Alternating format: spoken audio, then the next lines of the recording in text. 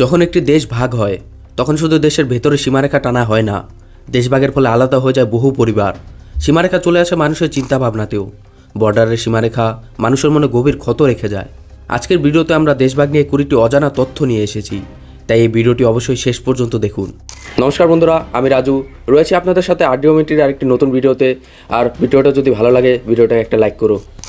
Number 20, দেশভাগের তারিখ ঘোষণা হওয়ার পর কিছু মুসলিম ধর্মের ব্যক্তিরা দাবি করেন তাজমহলকে ভেঙে পাকিস্তানে নিয়ে যাওয়া উচিত, কারণ তাজমহল নির্মাণ করেছিলেন মুসলিম বাদশাহ শাহজাহান। তবে সেই সময় এই দাবির ওপরে তেমন কোনো গুরুত্ব দেওয়া হয়নি। নাম্বার 19, দেশভাগের সময় কিছু হিন্দু সাধু দাবি করেন যে করেই হোক সিন্ধু নদীকে পাকিস্তানের কাছে দেওয়া যাবে না, কারণ ভারতের সভ্যতাই গড়ে উঠেছিল সিন্ধু নদীর তীরে, তাই সিন্ধু নদী ছাড়া হিন্দুস্তান অসম্পূর্ণ।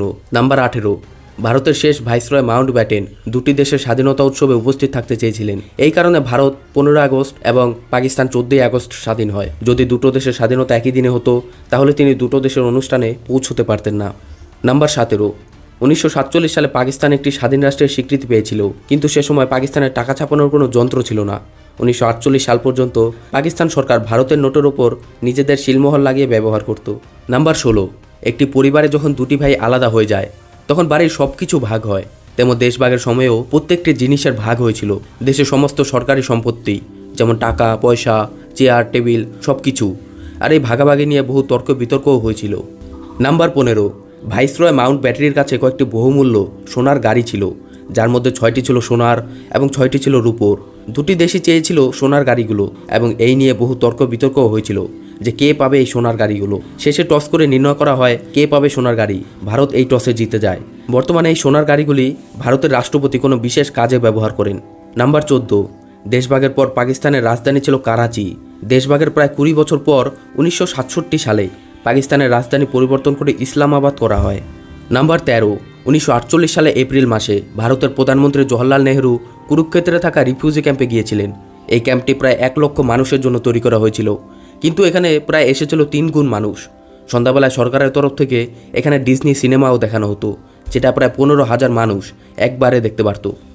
নাম্বার 12, 1947 সালে 15 আগস্ট দেশ স্বাধীন হওয়ার কিছুদিন আগে, যখন সারা দেশ জুড়ে দেশভাগের আগুন জ্বলছিল, রাস্তা হিন্দু মুসলিম শিখদের রক্তে ভিজে যাচ্ছিল, তখন মাউন্ট ব্যাটারি তার ওয়াইফের সাথে আমেরিকান সিনেমা ফেভারিট বার্নেট দেখছিলেন।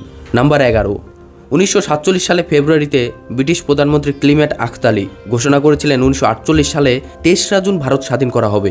কিন্তু 1947 সালের শুরুতেই দেশ জুড়ে যে হিন্দু মুসলিম দাঙ্গা বেঁধেছিল তা দিন দিন ভয়াবহ রূপ নেয়। 23 মার্চ 1947 সালে গান্ধীজি জনসমক্ষে বলেন, দেশ ভাগ হলে তা আমার মৃতদেহের ওপর দিয়ে হবে। এদিকে গান্ধীজি তার জেদে আটুট থাকে, অন্যদিকে দেশ জুড়ে হিংসা ক্রমশ বেড়েই যাচ্ছিল। নেহেরু আর সর্দার বল্লভভাই পটেল বুঝতে পারেন যে দেশভাগ একদিন নিশ্চিত। এদিকে মাউন্ট ব্যাটেন ততদিনে বুঝে যায় ভারতে হওয়া হিংসা থেকে ব্রিটেনকে বাঁচাতে হলে খুব তাড়াতাড়ি দেশ স্বাধীন করতে হবে। এই চিন্তা করেই তিনি 1948 সালের আগে 10 মাস আগেই 1947 সালে আগস্ট মাসে ভারত স্বাধীন করে দেয়। দেশ তো স্বাধীন হয়, কিন্তু দেশভাগ এখনও আটকানো যায়নি। নাম্বার 10, সারা দেশ জুড়ে যেদিন তিরঙ্গা পতাকা উত্তোলন করা হচ্ছিল এবং ব্রিটিশদের পতাকা নামিয়ে দেওয়া হচ্ছিল সব সরকারি প্রতিষ্ঠান থেকে, মাউন্ট ব্যাটেন নেহরুর কাছে তখন আবেদন করেন যাতে ব্রিটিশদের পতাকা নামানোর সময় কোনো আনন্দ অনুষ্ঠান না করা হয়। তিনি চাননি ব্রিটিশদের মনে কোনো রকম কষ্ট লাগুক, সেই মতো তিরঙ্গা উত্তোলন করার সময়ই যেন আনন্দ অনুষ্ঠান করা হয়। নাম্বার 9, সিরিল রেডক্লিফ ব্রিটেনের একজন নামকরা আইনজীবী ছিলেন। তিনি ভারত এবং পাকিস্তানের মধ্যে সীমারেখা এঁকেছিলেন। তবে আপনি জানলে অবাক হবেন, সীমারেখা তৈরি করার জন্য রেডক্লিফকে দেশভাগের কয়েক সপ্তাহ আগেই ভারতে নিয়ে আসা হয়। আর এর আগে তিনি কখনো ভারতে আসেননি। তার ভারতের প্রকৃতি, নদীনালা, ভৌগোলিক অবস্থা এগুলো সম্বন্ধে কোনো বিশেষ জ্ঞান ছিল না। নাম্বার 8, রেডক্লিফকে এমনভাবে সীমারেখা বানানোর আদেশ দেওয়া হয় যাতে দেশভাগে মুসলিম জনসংখ্যা পাকিস্তানে থেকে যায় আর বেশিরভাগ হিন্দু এবং শিখ জনসংখ্যা ভারতে থেকে যায়।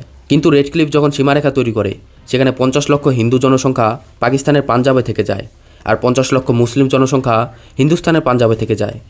নাম্বার 7, রেডক্লিফের এই সীমারেখা দেখে ভারত এবং পাকিস্তানের কোনো রাজনৈতিক নেতাই খুশি ছিলেন না। এমনকি সবাই রেডক্লিফের সমালোচনা করেন। এতে রেডক্লিফ রেগে গিয়ে ভারত ছেড়ে চলে যান এবং নিজের 2000 পাউন্ড পারিশ্রমিক নিতেও তিনি অস্বীকার করে দেন। এরপর তিনি আর কখনও ভারতে আসেননি। নাম্বার 6, 15 আগস্ট 1947 সালে ভারত এবং 14 আগস্ট পাকিস্তান স্বাধীন হয়। কিন্তু মাউন্ট ব্যাটেন রেডক্লিফের দ্বারা তৈরি সীমারেখা রিপোর্টটি 2 দিন পরে অর্থাৎ 17 আগস্ট প্রকাশ করেন। এটাই প্রধান কারণ ছিল দেশ স্বাধীন হওয়ার সময় এত পরিমাণ হিংসা হওয়ার, কারণ সেই সময় কেউ জানতই না পাঞ্জাবের কোন অংশ হিন্দুস্তানের এবং কোন অংশ পাকিস্তানের। নাম্বার 5, যদি রেড ক্লিফ রিপোর্ট স্বাধীনতার আগে প্রকাশ করা হতো আর দেশ জুড়ে মোতায়েন করা হতো, তাহলে দেশভাগের সময় হওয়া গণহত্যা আটকানো যেত, এমনকি কয়েক লক্ষ মানুষের জীবনও পাল্টে যেত। কিন্তু মাউন্টব্যাটেন সে সময় রেড ক্লিফ রিপোর্ট সম্পর্কে কিছুই জানাননি। নাম্বার 4, মাউন্টব্যাটেন চেয়েছিলেন ভারত এবং পাকিস্তানের পতাকার উপর ব্রিটেনের পতাকা থাকবে। তিনি এমন দুটি পতাকার নকশা তৈরি করে দুটি দেশের রাজনৈতিকবিদদের কাছে পাঠান, কিন্তু দুই দেশই এই প্রস্তাব না করে দেয়। নাম্বার 3, গান্ধীজি স্বাধীনতার সময় হওয়া কোনো রকম অনুষ্ঠানে উপস্থিত ছিলেন না। তিনি সে সময় কলকাতায় ছিলেন। কলকাতায় হওয়া হিন্দু মুসলিম দাঙ্গা বন্ধ করার উদ্দেশ্যে তিনি সেখানে গিয়েছিলেন। নাম্বার 2, ঐতিহাসিক মাউন্ট এডওয়ার্ড বলেছিলেন মাউন্টব্যাটেন ভারত শাসনের জন্য একদম অযোগ্য ছিলেন। তিনি যতটুকু সময় ভারত ও পাকিস্তানের পতাকার পেছনে নষ্ট করেছিলেন, সেটুকু সময় যদি দেশভাগের দিকে নজর দিতেন, তাহলে হয়তো দেশ জুড়ে এত বড় দাঙ্গা আটকানো যেত। নাম্বার 1, দেশভাগের সময় কত মানুষ মারা গেছে এবং কত মানুষকে তার বাড়িঘর ছাড়তে হয়েছে তার কোনো হিসেবই নেই। একটা অনুমানে বলা যায় প্রায় 20 লক্ষ মানুষ তার প্রাণ হারায় এই দেশভাগের সময়, আর প্রায় 1,40,00,000 মানুষ তাদের বাড়িঘর ছেড়ে এক দেশ থেকে অন্য দেশে চলে যায়। দেশভাগের সময় খারাপ প্রভাব পড়েছিল বাচ্চা ও মহিলাদের ওপর। বন্ধুরা, এটা ছিল দেশভাগের 20টি অজানা তথ্য। ভিডিওটা যদি ভালো লাগে তাহলে ভিডিওটাকে একটা লাইক করো আর আমার চ্যানেলটাকে সাবস্ক্রাইব করে নিও।